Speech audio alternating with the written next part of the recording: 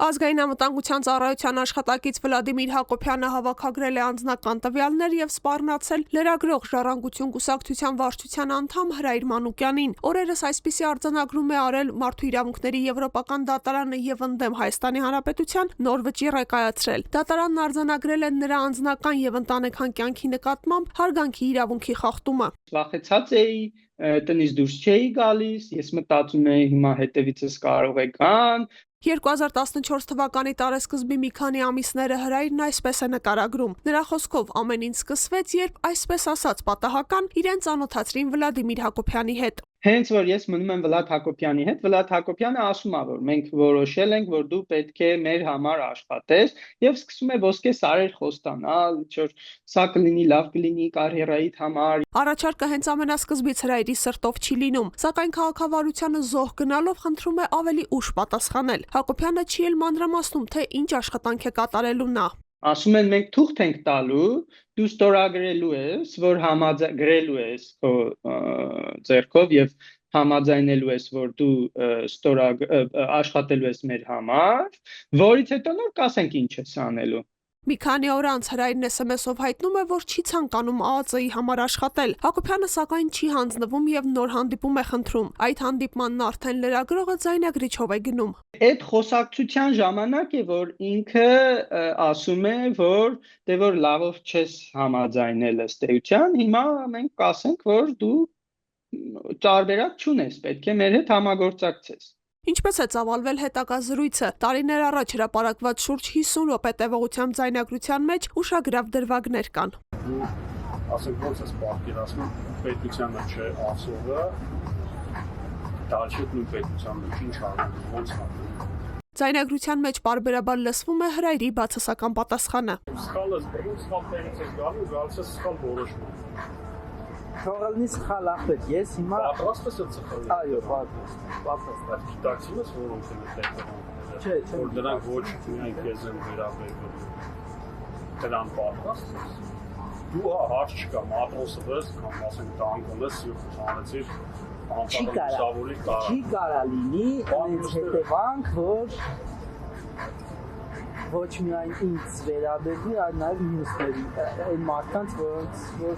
իմ հարազատներն են կամ բարեկամներ։ Չի կարա։ Ոչ չի կարա։ Չի կարա։ Չի կարա։ Չի կարա։ Արդեն հանդիպման ավարտին ԱԱԾ-ականն անթակույց ակնարկներ է անում վտանգների մասին։ Ես քո համար եմ ասում, ես խոսում եմ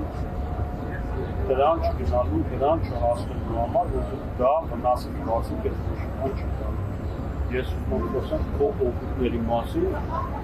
որս պատասխանատու անհասկանալի պատասխան, որը քեզ տալու է վտանգ։ Թեև մինչև վերջել Հրայրի պատասխանն անփոփոխ է մնում, սակայն ասում է, դրանից հետո վախի մթնոլորտում է սկսում ապրել։ Նրա խոսքով տարբեր պրոֆիլներից սկսում է սպառնալիքներ ստանալ, ինչից հետո որոշում է հրապարակել ձայնագրությունը։ Ձայնագրությունը հրապարակելուց հետո ես հաղորդում ներկայացրեցի հանցագործության մասին, որովհետև այնտեղ կային սպառնալիքներ իմ նկատմամբ, եւ դա, ասենք, կարող էր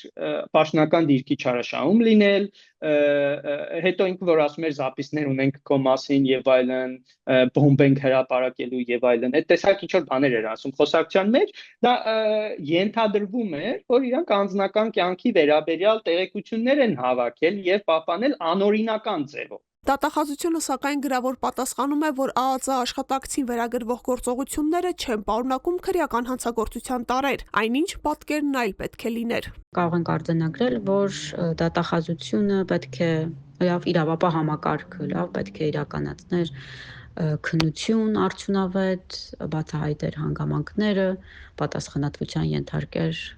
անձին։ Ներպետական ատյաններում պայքարն անարդյունք է լինում, կանգատ է ուղարկվում Մարդու իրավունքների եվրոպական դատարան, մինչ այդ անվտանգության հետ կապված մտահոգությունները շարունակվում են։ Ես որոշեցի, որ ես պետք է Հայաստանից փախնեմ, որովհետև էշնահատակ կդառնամ այդ պայմաններում։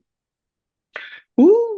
ես եկա Նիդերլանդներ, այստեղ հանձնվեցի, քաղաքական ապաստան խնդրեցի։ Հայաստանից հեռանալուց շուրջ 10 տարի անց միայն ՄԻԵԴ-ը բավարարում է դիմումը։ Դատարանը Հայաստանին պարտավորեցնում է կողմին վճարել 5000 եվրո։ Դատանը նաև արձանագրել է, որ պետությունը չի կատարել իր պոզիտիվ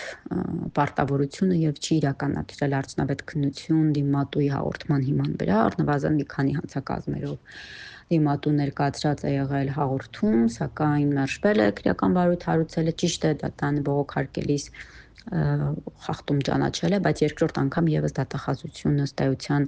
մերժել է քրեական վարույթ հարուցել, դրանով իսկ ապահովելով այսպես անպատժելիություն։ Ուշագրավ է, որ աղմկահարույց ձայնագրության հրապարակումը չի խանգարել, որ Վլադիմիր Հակոբյանը նշանակվի այդ ժամանակ նախագահի պաշտոնը զբաղեցնող Սերժ Սարգսյանի մամուլի խոսնակ, իսկ 3 տարի անց նրա խորհրդական։ Այդ պաշտոնը նա թողել է Սարգսյանի հրաժարականին զուգահեռ։ Փաշինյանի իշխանության գալուց շաբաթներ անց 2018 թվականի մայիսի 31-ից ԱԱԾ-ից հաստատել էին, որ նա նշանակվել է ազգային անվտանգության ծառայության Երևան քաղաքի վարչության պետի տեղակալ, այնինչ մեկ օր անց նույն կառույցը հերքել է տեղեկությունը, նշելով, որ տեղի ունեցածը թյուրիմացություն է։